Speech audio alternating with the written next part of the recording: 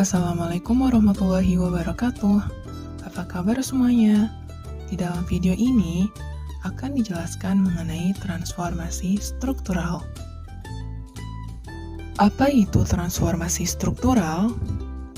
Transformasi struktural berarti suatu proses perubahan struktur perekonomian dari sektor pertanian ke sektor industri atau jasa dengan relasi positif antara pertumbuhan output dan produktivitas yang dinamis sebagai motor utama penggerak pertumbuhan ekonomi, di mana masing-masing sektor akan mengalami proses transformasi yang berbeda-beda. Jadi, transformasi struktural bisa diartikan sebagai adanya perubahan atau transisi dari yang awalnya sektor pertanian berubah ke sektor industri, dan ditandai dengan adanya perubahan produktivitas dari yang awalnya rendah menjadi tinggi. Selanjutnya ada perkembangan teori transformasi struktural yang didapatkan dari pendapat berbagai tokoh. Pertama itu ada teori Clark-Fisher. Di sini dia berpendapat bahwa pergeseran tenaga kerja dan investasi dari sektor primer ke sektor sekunder dan kemudian ke sektor tersier. Lalu pendapat yang lainnya yaitu jika makin tinggi pendapatan suatu negara, maka makin kecil pangsa relatif sektor primernya. Teori yang kedua yaitu berasal dari teori Arthur Lewis, atau kita bisa panggil sebagai teori migrasi. Di sini dia berpendapat bahwa perekonomian suatu negara terbagi menjadi dua, yaitu perekonomian tradisional yang didominasi oleh sektor pertanian dan perekonomian modern di perkotaan dengan industri sebagai sektor utama yang tingkat produktivitasnya tinggi. Teori yang ketiga yaitu teori Kuznets. Di sini dia berpendapat bahwa perubahan struktur ekonomi menunjukkan bahwa sektor pertanian produksinya mengalami perkembangan yang lebih lamban dari perkembangan produksi nasional dibandingkan tingkat pertumbuhan sektor industri. Dan yang terakhir yaitu teori Szenery-Circlin. Di sini dia berpendapat bahwa pembangunan dapat dipandang sebagai suatu proses transisi multidimensi yang mencerminkan hubungan antar berbagai proses perubahan di dalam suatu negara. Ada pula faktor-faktor penyebab transisi ekonomi. Faktor yang pertama yaitu kondisi dan struktur awal ekonomi dalam negeri. Negara dengan struktur awal pembangunan ekonomi yang memiliki industri-industri dasar yang relatif kuat akan mengalami yang namanya industrialisasi yang lebih pesat. Yang kedua, besarnya pasar dalam negeri. Pasar dalam negeri ini merupakan salah satu faktor insentif bagi pertumbuhan kegiatan ekonomi, termasuk industri, karena menjamin adanya skala ekonomis dan efisiensi proses produksi. Yang ketiga itu adalah pola distribusi pendapatan.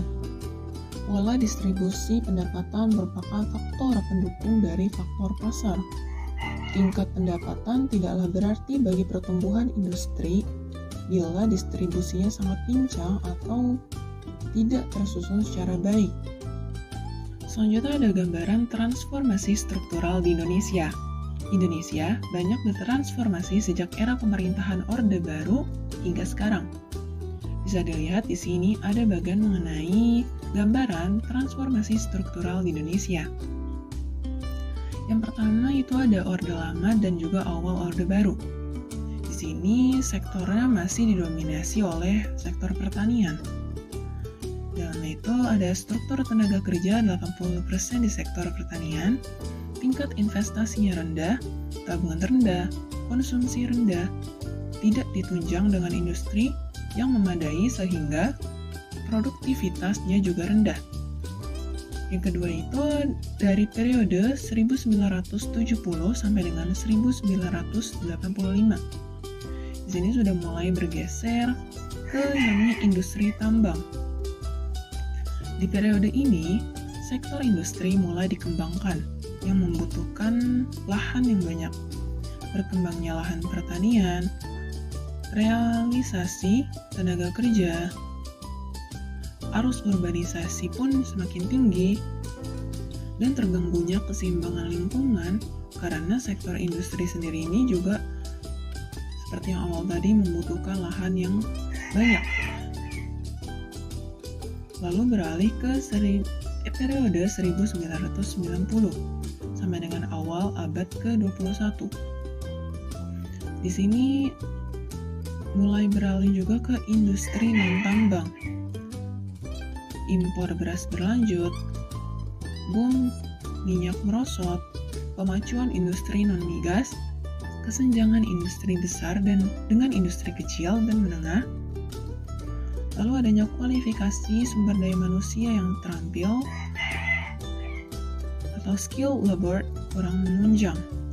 Lalu pada periode ke 2020 beralih ke yang namanya sektor jasa-jasa. Di sektor jasa-jasa ini ada namanya triple revolution, dan di periode ini juga sektor jasa ini merupakan produk yang primadona. Selanjutnya di sini kalian bisa melihat tabel atau gambar mengenai kontribusi sektoran terhadap produk domestik bruto atau PDB tahun 2021 yang bersumber dari BPS atau Badan Pusat Statistik. Di sini dapat dilihat bahwa industri pengolahan memberikan kontribusi sebesar 19,3%, diikuti oleh pertanian sebesar 13,3% di posisi kedua, dan juga perdagangan di posisi ketiga sebesar 13%. Itu merupakan 3 sektor yang memberikan kontribusi besar terhadap PDB. Di sini dapat dilihat bahwa pengadaan air, sampah, dan juga limbah merupakan sektor yang berkontribusi rendah terhadap PDB sebesar 0,1%. Arah dan kebijakan transformasi struktural di Indonesia.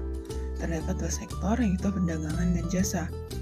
Di kondisi saat ini, dalam bidang perdagangan, yang pertama, share ekspor non-migas didominasi oleh berbasis komoditas. Kedua, ekspor produk manufaktur didominasi oleh produk berteknologi rendah dan menengah. Yang ketiga, ekspor jasa belum memberikan kontribusi terhadap kinerja ekspor. Keempat, pasar ekspor terkonsentrasi di pasar tradisional.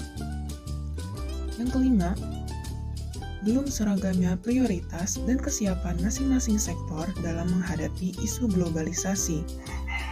Lalu, ada tingginya disparitas harga barang, kebutuhan pokok terutama antar wilayah. Yang ketujuh, masih rendahnya pemanfaatan teknologi informasi untuk mendukung daya saing perdagangan dalam negeri. Yang kedelapan, konsumen belum berdaya. Dan yang terakhir adalah aktivitas perdagangan dalam negeri di sini masih terkonsentrasi di wilayah Jawa. Selanjutnya di sini ada kondisi saat ini di sektor jasa. Yang pertama, memprioritaskan sektor jasa dalam upaya transformasi struktural. Kedua, memperhatikan kebijakan industri 4.0, sektor jasa pendukung Internet of Things, Artificial Intelligence, Human Machine Interface, teknologi robotik dan sensor, serta teknologi 3D printing. Yang ketiga, jasa terkait 5 sektor utama, F&B, tekstil dan apparel, otomotif, electronics, chemical. Selanjutnya kita akan membahas arah kebijakan baik di sektor perdagangan maupun jasa. Yang pertama itu arah kebijakan di sektor perdagangan. Pertama, peningkatan pertumbuhan ekspor barang dan jasa melalui pemanfaatan rantai produksi global serta perluasan produk dan pasar ekspor melalui accessing global market, integrating in global market and production network, enhancing value of Indonesia products. Dan yang kedua, peningkatan efisiensi dan aktivitas perdagangan dalam negeri dengan didukung pemanfaatan TIK serta berorientasi kepada konsumen melalui efisien, inclusive trade, dan juga consumers oriented. Selanjutnya ada arah kebijakan di sektor jasa. Yang pertama, memprioritaskan sektor jasa yang berperan dalam upaya peningkatan GVC melalui value added services trade. Yang kedua, prioritas diberikan pada sektor jasa untuk meningkatkan current account surplus di bidang pariwisata dan juga konstruksi dan mengurangi current account deficit di bidang transportasi. Sekian video bab 9 mengenai transformasi struktural. Semoga materi yang dibawakan ini dapat bermanfaat. Sampai jumpa. Wassalamualaikum warahmatullahi wabarakatuh.